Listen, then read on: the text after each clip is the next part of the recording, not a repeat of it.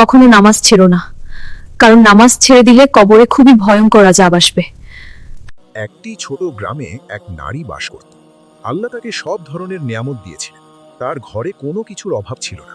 খাওয়া দাওয়ার প্রাচুর্য ছিল, ভালো কাপড় চোপড় ছিল, আর জীবন চলছিল বেশ আরামে। কিন্তু এত কিছুর পরও সেই নারী আল্লাহর ইবাদত থেকে ছিল অনেক দূরে।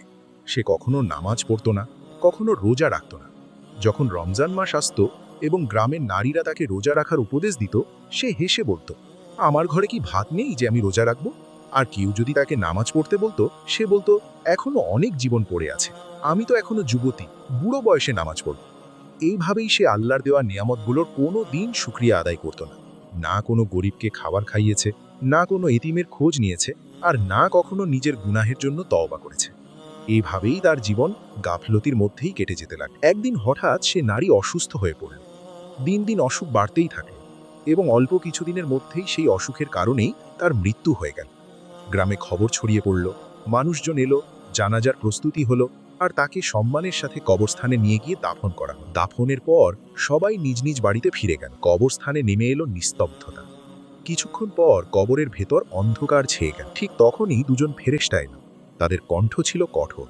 তারা প্রশ্ন করতে শুরু করলো, তোমার রব কে? তোমার দিন কি?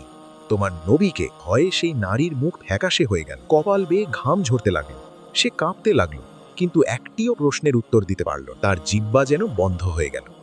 তখন ফেরেশতারা বলল, তুমি দুনিয়াতে কখনো নামাজ পড়নি, রোজা রাখনি, আল্লাহর শুকর আদায় করনি, আর কোনো গরিব বা এতিমের সাহায্য করো, তাই এখন তোমার জন্য রয়েছে আযাব। এই কথা বলে ফেরেশতারা চলে গেল।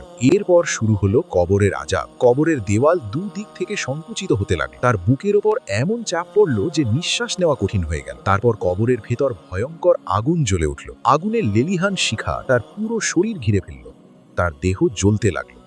এই সময় এক ভয়ঙ্কর বিশাল এক সাপ এসে তার শরীরকে শক্ত করে পেঁচিয়ে ধরল। যন্ত্রণায় কাতরাতে কাতরাতে সেই নারী আফসোস করতে লাগলো, কিন্তু তখন আর আফসোসের কোনো লাভ ছিল না। এমন আরও ঘটনাবলী শুনতে আমাদের চ্যানেলটি সাবস্ক্রাইব করুন এবং কমেন্টে অবশ্যই আল্লাহু আকবার লিখুন।